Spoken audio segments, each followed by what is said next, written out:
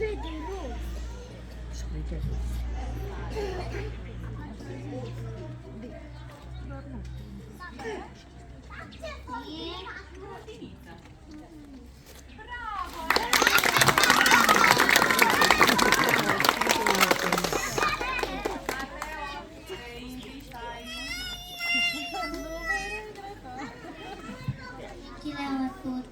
4 ani am învățat multe lucruri minunate, bucurii de meu.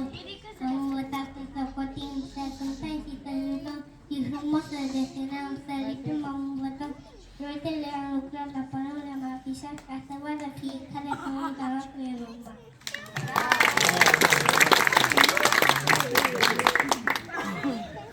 Azi e joacă, porterul și chiuit. Zilele-s mai scurte când ești fericit. Când aveam 3 anișori, mi-a pus mama în mână flori și mi-a spus: dragă Ștefania, plecăm la grădiniță. Mă bucur, eram la început, prin 3 grupe am trecut, iar acum plecăm la școală, s-a deschis prima petală.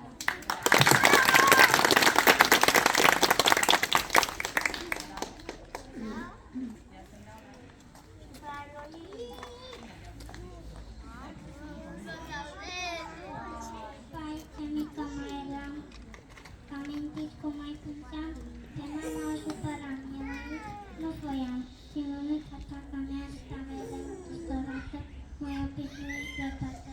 De atunci am mai crescut, azi mai mult de peste tot.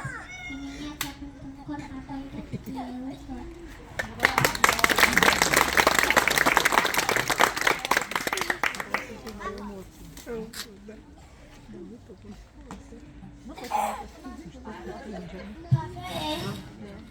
M-a venit cu pașepet, ioi, mixtei și bucoat și ioi și pe ea. Ani de bere, i-ai pus,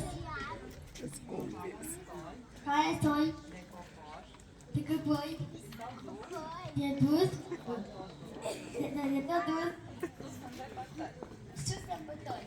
Bravo!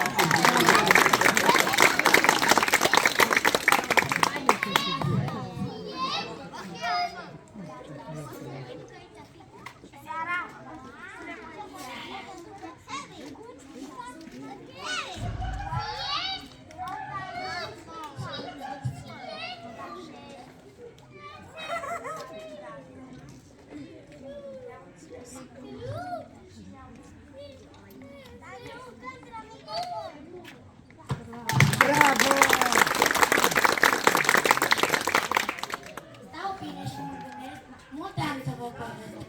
Căci am învățat atunci de frumusețe și voi și lungi, de lumea bastelor misterioase și a poveștilor frumoase. Și am cunoscut pe frumoși și piticice bărboi.